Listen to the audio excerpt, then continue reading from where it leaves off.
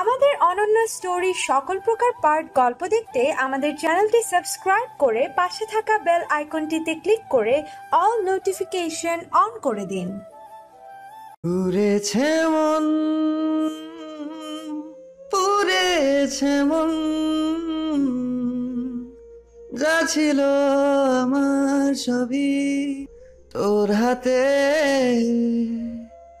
আকাশে বৃষ্টি তোর, বৃষ্টি তোর মনে মেঘ জমে, জানালার হাওয়াতে ছাওয়াতে মনে রোদ কমে।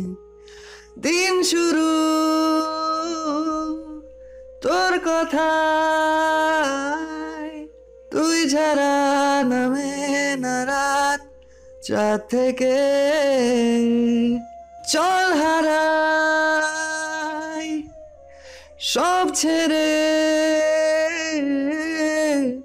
তোর সাথেই ফুরাবে দিন আজ থেকে। উড়েছে মন, পুড়েছে মন, যা ছিল আমার সবই তোর হাতে। আকাশে বৃষ্টি তোর, বৃষ্টি তোর মনে মেঘ জমে, জানালার হাওয়াতে ছাওয়াতে মনে রোদ কমে। লিখে যায় গল্প না থাকুক, ভুলে যায় যন্ত্রণাটুকু, মন আমার তোর ইশারায় খুঁজে বেড়ায় স্বপ্ন স্বপ্ন দেশ। দূরে যায় অল্প অল্প সে, সত্যি না গল্প গল্প সে, মন আমার সবই হারায় খুঁজে বেড়ায় তোরই যে আবেশ। দিন শুরু তোর কথায়, তুই ছাড়া নামে না রাত চাঁদ থেকে। উড়েছে মন, পুড়েছে মন, যা ছিল আমার সবই তোর হাতে। আকাশে আকাশে দৃষ্টি তোর, বৃষ্টি তোর মনে মেঘ জমে, জানালার হাওয়াতে ছাওয়াতে মনে রোদ কমে। আমার খেতে ইচ্ছে করছে না রে কিছু। তানহা বলল, সে কি, তুই তো কিছু খেলেই না, আর একটুখানি খা না। না আমি খাবো না, খেতে ইচ্ছে করছে না। আদ্রিতা আর চোখে দেখছে নিবিড়কে, ভাবলো তার কথা শুনে হয়তো আসবে তার কাছে, ধমক দিয়ে বলবে, আমার সামনে পুরো খাবার শেষ করে উঠবি, না হলে বিয়ের সব থালা বাসন তোকে দিয়েই মাজাবো। কিন্তু না, আদ্রিতা ভাবনা অনুযায়ী প্রতিক্রিয়া এলো না। নিবিড় ওর দিকে না তাকিয়েই ওদের টেবিলের সামনে দিয়ে চলে গেল। এ পর্যায়ে আর আদ্রিতা সইতে পারল না, খাবারের প্লেট ছেড়ে ছুটে চলে গেল সে। এক দৌড়ে নিচের রুমে এসে বিছানায় শুয়ে কেঁদে ফেলল সে। নিবিড় ভাইয়ার এই উপেক্ষা ভীষণ রকম কষ্ট দিচ্ছে। এর চেয়ে তো ডজন খানেক ধমক দেয়, উল্টোপাল্টা কথা বলে ওর পিত্তি চলিয়ে দেয়, তাও এত খারাপ লাগে না। কিন্তু আদ্রিতা বুঝতে পারছে না তার অপরাধটা কি, নিবিড় ভাইয়ার এই রুক্ষতার কারণ কি। এসব ভেবেই ভেবেই কাঁদতে কাঁদতে একসময় ক্লান্ত শরীরে ঘুমিয়ে গেল সে। রাত তখন দ্বীপ্রহর, ঘুমের দেশে হারিয়ে আছে আদ্রিতা। তখনই নিস্তব্ধ পায়ে রুমে ঢুকলো কেউ। মৃদু পায়ে আদ্রিতার বিছানার পাশে এসে দাঁড়ালো, ঠোঁটে পাকা হাসি তার। কিছুক্ষণ দেখার পর দুই হাতে আলতো করে কোলে তুলে নিল ঘুম কুমারীকে। কোলে নিয়ে আবারও বেরিয়ে গেল সে। পুতুল, এই পুতুল ওঠ। ঘুমের মাঝে গালে আলতো স্পর্শ আর নিজের নাম পরপর শোনার পর ঘুমে কাদা হয়ে ল্যাপটানো নেত্রপল্লব কোনো রকমে টেনে সামান্য খুলতে সক্ষম হলো আদ্রিতা। তবে ঘুমের ঘোর এখনো কাটেনি তার। এত গভীর ঘুম থেকে সজাগ পাওয়া তার জন্য অতি দুষ্কর। ঘুম ছড়ানো চোখ মেলে তাকিয়ে নিবিড়ের মুখখানা নিজের মুখের সামনে ঝুঁকে থাকা দেখতে পেল। ঘুমের ঘোরে থাকা আদ্রিতা ভাবল সে স্বপ্ন দেখছে। সামান্য হেসে ঘুমো ঘুমো কণ্ঠে বলে উঠল, আপনি এসেছেন? স্বপ্নেই তো আসবেন, তাছাড়া কি আর এমুখ হবেন? নিবিড় কিঞ্চিত হেসে বলল, আচ্ছা, তোর মুখে হওয়া না হওয়ায় কি তোর কিছু যায় আসে? মহারানীর আশেপাশে তো ভক্তগণের ছড়াছড়ি। আমার মতো নগণ্য ব্যক্তিকে দেখার সময় কই তোর, তাই না? আদ্রিতা নিবিড়ের ঠোঁটের উপর তর্জনী আঙ্গুল চেপে বলল, শ্, এত কথা বলেন কেন আপনি?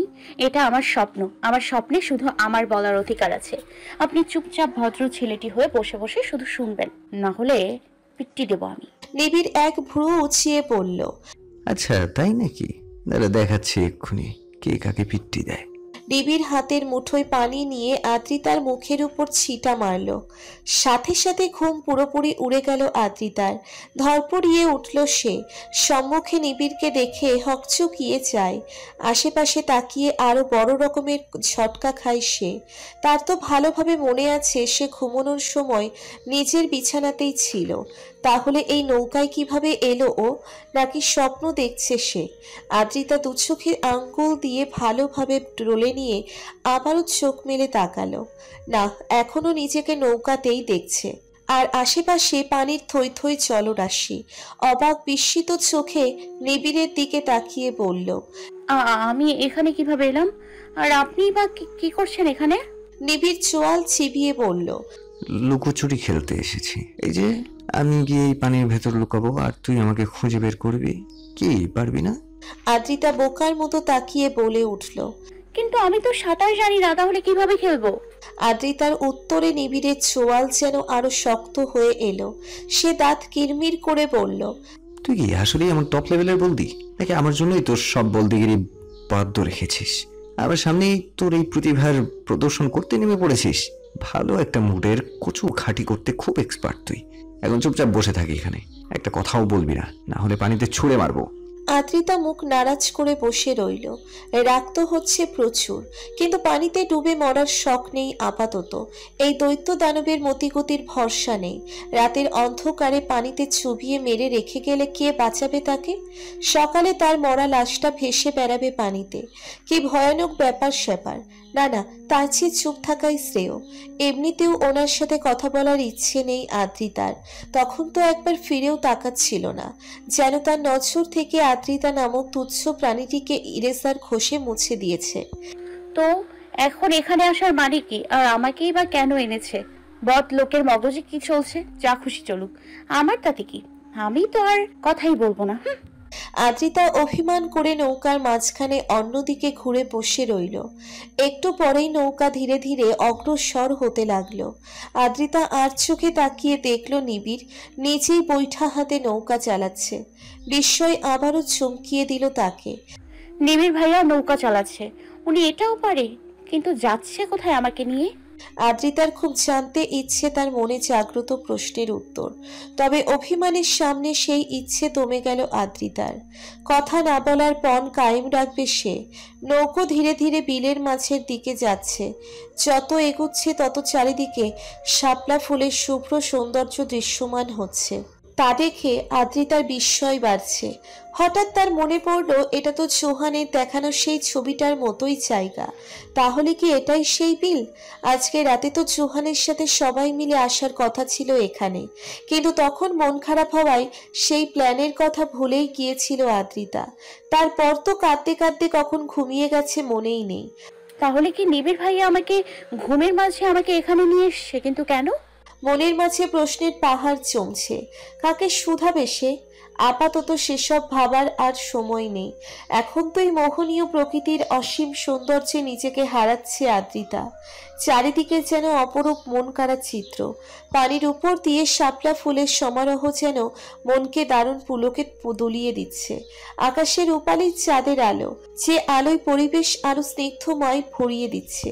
মুগ্ধতা ছড়াচ্ছে হৃদয়ের পারদে পারদে। সাথে ঠান্ডা শীতল পবন আরো স্ফূর্তিতে ভরিয়ে দিচ্ছে শরীর মন।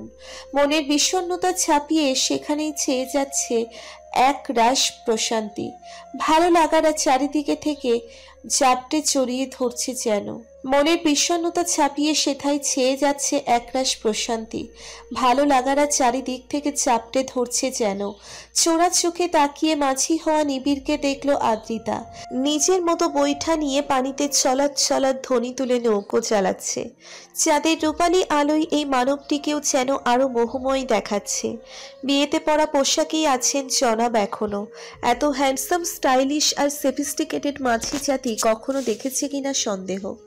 আজ তো এই নৌকার জন্ম সার্থক। দ্য গ্রেট শাহরিয়ার বংশের আনবান শান মিস্টার নিবিড় শাহরিয়ার স্বয়ং তাকে চালিয়েছে। নৌকার জীবন ধন্য। বেচারা নৌকা এত খুশিতে কেঁদে না ফেলে। শেষে বিলের পানি বেড়ে বন্যা হয়ে যাবে তখন। নিজের ভাবনার উপর নিজেরই হাসি পেল আদ্রিতার, এবং তখনই খেয়াল হলো আদ্রিতার সব অভিমান রাগ যেন লুঙ্গি তুলে পালাচ্ছে। আদ্রিতা চেয়েও ধরে রাখতে পারছে না রাগটাকে। সে কত করে বলছে, এই রাগ আর একটু থাক না, এমন করছিস কেন? দেখ, চকলেট দিব তোকে, আমার লক্ষ্মী কিউট রাগ শোনা। আর কিছুক্ষণ থাক না, এভাবে মাঝ পথে আমাকে ফেলে যাস না। কিন্তু রাগবেটা ঘাড় তারা, সে যেন কোনো মতেই থাকবে না। আদ্রিতার আকুতি মিনতি পায়ের তলে পদদলিত করে রাগবেটা ওকে ছেড়ে চলেই গেল। থেকে গেল শুধু ভালো লাগাময় স্নিগ্ধতা। তবে আদ্রিতা সেটা বাহিরে দেখালো না। রাগ ওকে ছেড়ে চলে গেছে সেটা রাগ জানে আর আদ্রিতা জানে। উনি তো আর জানে না, আর তাকে জানাবেও না। এই মনোভাব নিয়েই বসে রইল আদ্রিতা। আপাতত মুগ্ধতার অতলে গহ্বরে হারানোর মনোযোগ দিল সে। নৌকা বিলের মাঝামাঝি আসতেই তার গতি থেমে গেল হঠাৎ।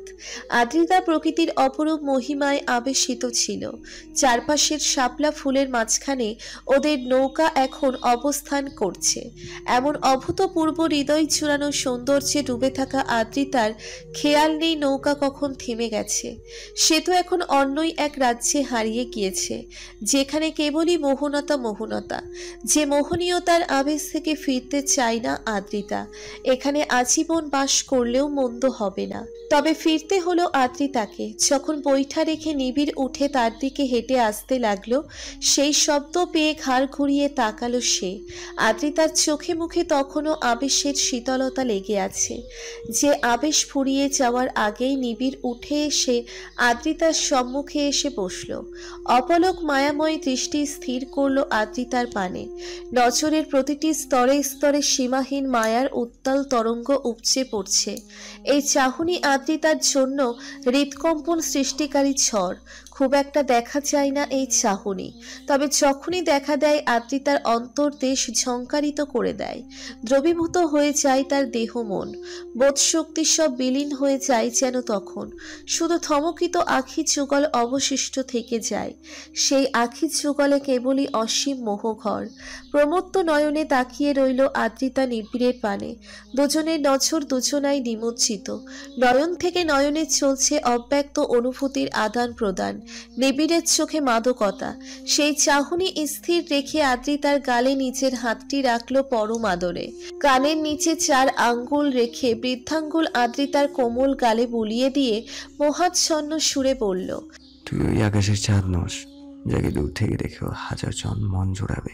তুই হলি তপ্ত সূর্য, যার দিকে কেউ তাকানোর সাহসও পাবে না। শুধু একমাত্র আকাশ তাকে নিজের মাঝে সামিল করে রাখে।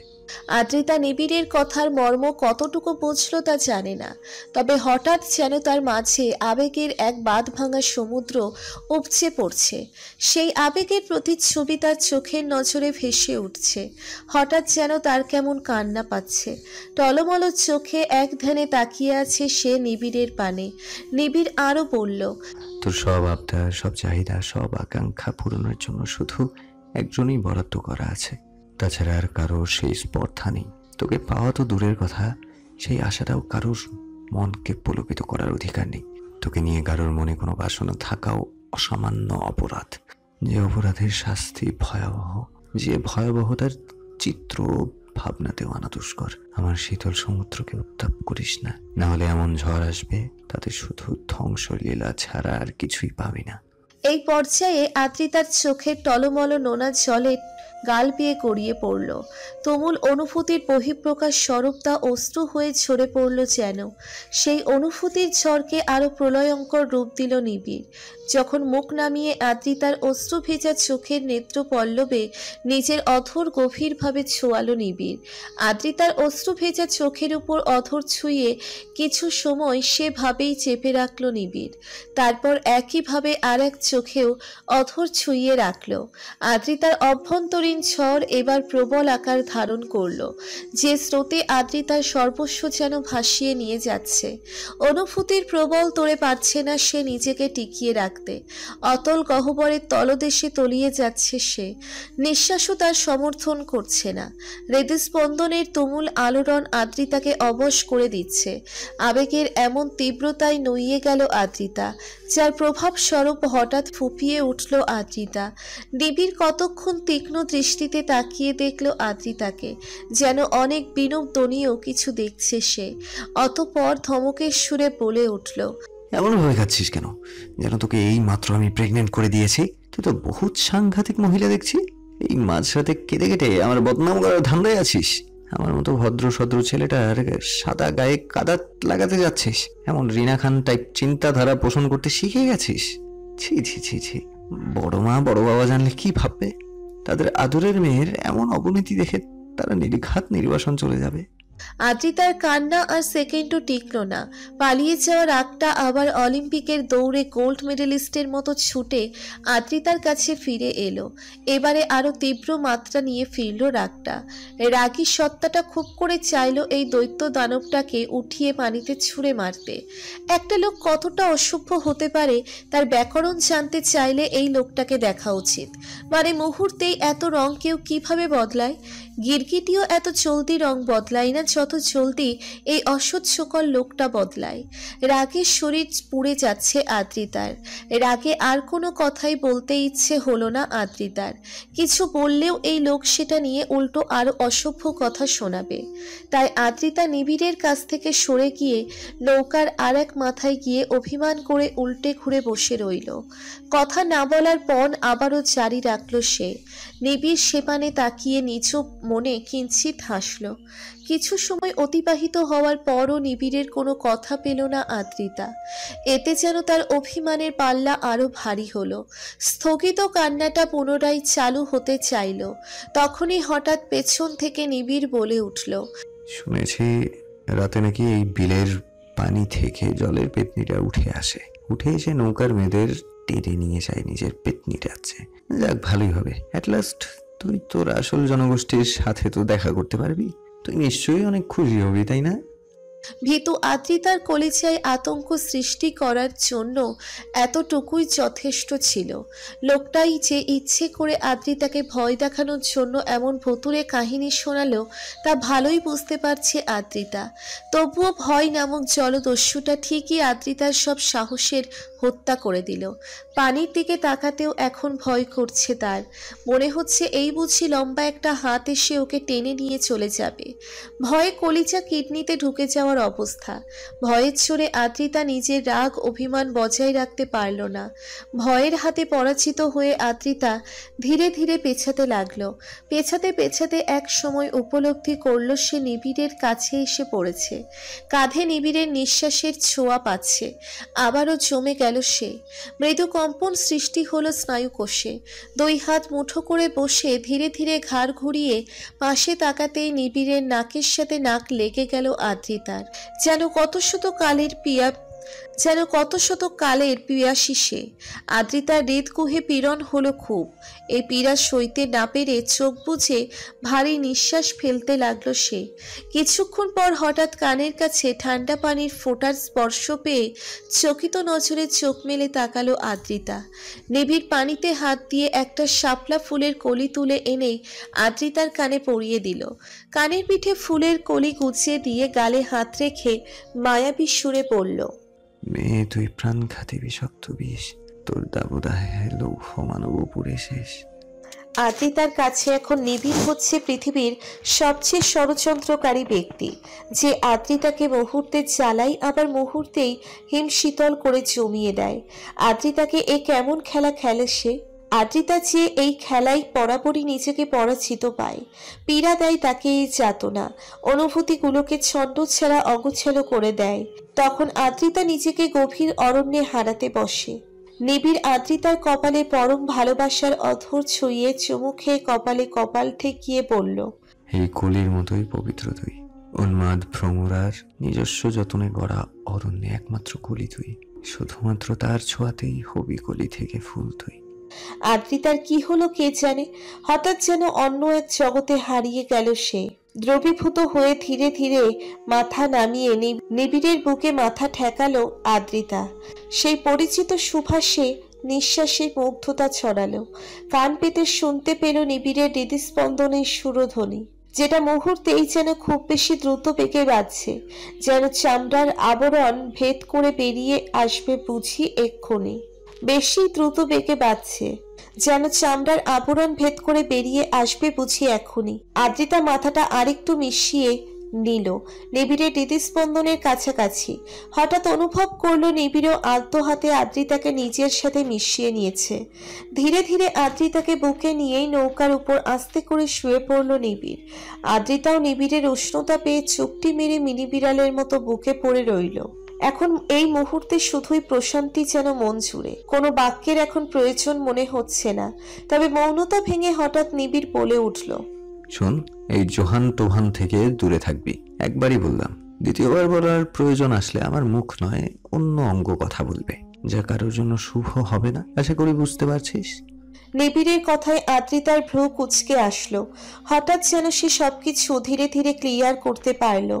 এ পর্যায়ে যেন সব বুঝতে পারলো।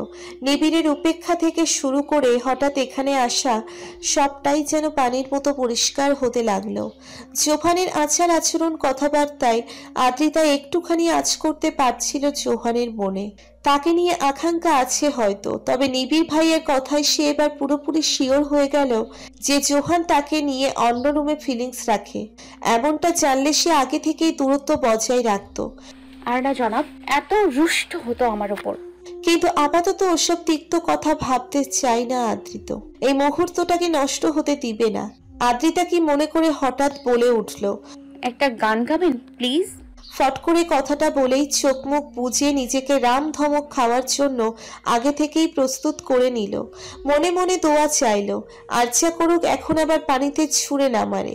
কিন্তু আদ্রিতাকে আরো অবাক করে দিয়ে নিবিড় বলে উঠল, বাহ, নিজেকে মনে হয় সত্যিই মহারানী ভেবে নিয়েছিস, আর আমাকে তোর দরবারের পার্সোনাল দাস। মহারানীর আকাঙ্ক্ষা বেড়েই চলছে। চল, ঠিক আছে, তুইও কি মনে রাখবি, নিবিড় শাহরিয়ার কত মহৎ ব্যক্তি। তোর মতো বেতনিরও বাসনা পূরণ করার মতো মহান আমি। এই মহানত্বের জন্য কোনো বাহবা দিবি না কিন্তু। আমার শো অফ পছন্দ না। তবে হ্যাঁ, গান শোনার মাঝে কিন্তু একদম নড়াচড়া করে আমাকে ডিস্টার্ব করবি না। চুপচাপ থাকবি এভাবে। অতঃপর নিবিড় আদ্রিতাকে এক হাতে বুকে জড়িয়ে ধরে সুর ধরল, পুড়েছে মন, পুড়েছে মন, যা ছিল আমার সবই তোর হাতে। আকাশে বৃষ্টি তোর, বৃষ্টি তোর মনে মেঘ জমে, জানালার হাওয়াতে ছাওয়াতে মনে রোদ কমে। দিন শুরু তোর কথায়, তুই ছাড়া নামে না রাত চাঁদ থেকে। চল হারাই সব ছেড়ে, তোর সাথেই ফুরাবে দিন আজ থেকে। উড়েছে মন, পুড়েছে মন, যা ছিল আমার সবই তোর হাতে। আকাশে বৃষ্টি তোর, বৃষ্টি তোর মনে মেঘ জমে, জানালার হাওয়াতে ছাওয়াতে মনে রোদ কমে। লিখে যায় গল্প না থাকুক, ভুলে যায় যন্ত্রণাটুকু। মন আমার তোরই সারায় খুঁজে বেড়ায় স্বপ্ন স্বপ্ন দেশ। দূরে যায় অল্প অল্প সে, সত্যি না গল্প গল্প সে। মন আমার সবই হারায় খুঁজে বেড়ায় তোরই যে আবেশ। দিন শুরু তোর কথায়, তুই ছাড়া নামে না রাত। চাঁদ থেকে উড়েছে মন, পড়েছে মন। যা ছিল আমার সবই তোর হাতে। আকাশে আকাশে দৃষ্টি তোর, বৃষ্টি তোর, মনে মেঘ জমে জানালার হাওয়াতে, চাওয়াতে মনে রোদ কমে।